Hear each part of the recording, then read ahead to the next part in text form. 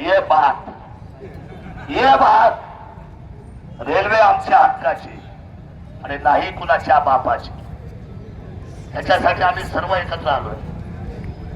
ही आडराव पाटलाची railway नाही, ही कोल्हे साहेबांची railway नाही, ही बेनके सोडवण्याची रेल्वे नाही. ही कुणाची रेल्वे आहे? सर्वसामान्यांची रेल्वे.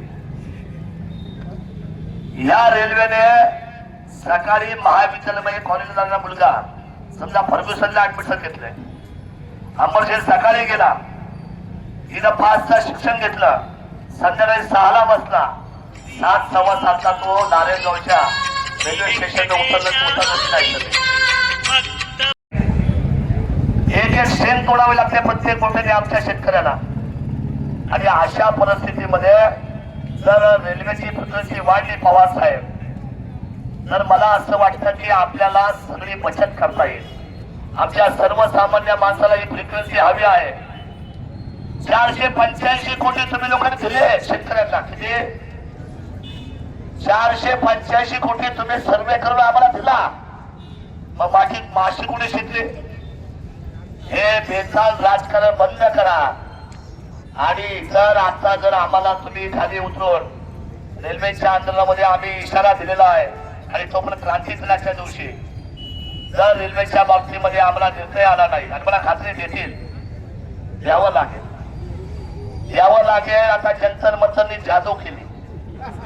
जंतर मंतर आपले नाव ठेवू का इथं जंतर मंतर साहेब? हा म्हणजे नोंदणी घेतली विकास भाऊ. कारण शेवटी एकत्र आल्याशिवाय आणि जबाबदारी स्वीकारल्याशिवाय आपल्याला न्याय मिळणार नाही. माझे मित्र अतुल शेठ अपडेट आहेत का? अपडेट आहेत.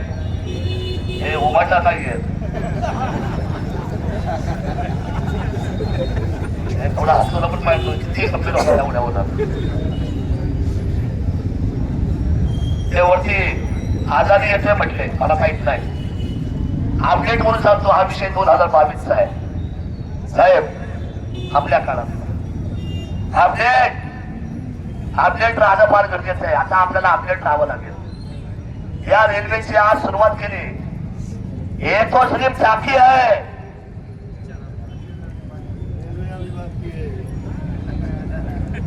आमची हक्काची रेल्वे आम्ही बाकी आहे. ती रेल्वे आम्ही घेणार. आणि जर छत्रपती शिवरायांचे जर आम्ही खरंच मावले आणि खरेच मानकरी असो, तर आम्ही हा विजयाचा झेंडा केंद्राच्या छातीवर घेऊन आम्ही त्या ठिकाणी विजय मिळवल्याशिवाय राहणार नाही. छत्रपती शिवाजी महाराज की. मला अवघड काहीच वाटत नाही, फक्त यायचं आणि जमायचं. किती सोपे आंदोलन हो. कास्टर मग थोडी गुजराती शिकवतात. आता सध्या राज्य गुजरातचं आहे. मग त्या लोकांना मला जाऊन उद्याचं नावाला जायची वेळ आली. मला सगळ्या लोकांना थोडस जण आपल्याला बोलावं लागेल ना सगळ्या भाषेमध्ये. त्यांना त्यांच्या भाषेत सांगू आपण की आता आमची परिस्थिती काय आहे. याचा आपल्याला इंटरेस्ट होत नाही म्हणून आम्ही तालुका पर्यटन झाला. आणि आज या सगळ्या गोष्टीमध्ये जर आमचं विमानतळ इथून गेलं, पुरंदरची लोक मालामाल झाले. संतोष मग आमची इथली प्रगती ही सगळे राजाभाऊ थांबले.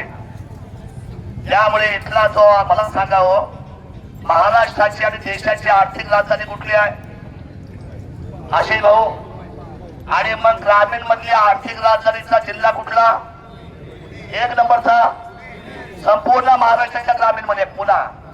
आता पुण्याचा आमचा ढाल्यावा गेला. हा जिल्ह्याचा आम्हाला खूप वाईट आहे गोष्ट वाटत. आमचा व्हॉइस गेला. परंतु पुणे जिल्हा ग्रामाचं नाक आहे, अर्थ करण्याची ताकद आहे पुणे ग्रामीण.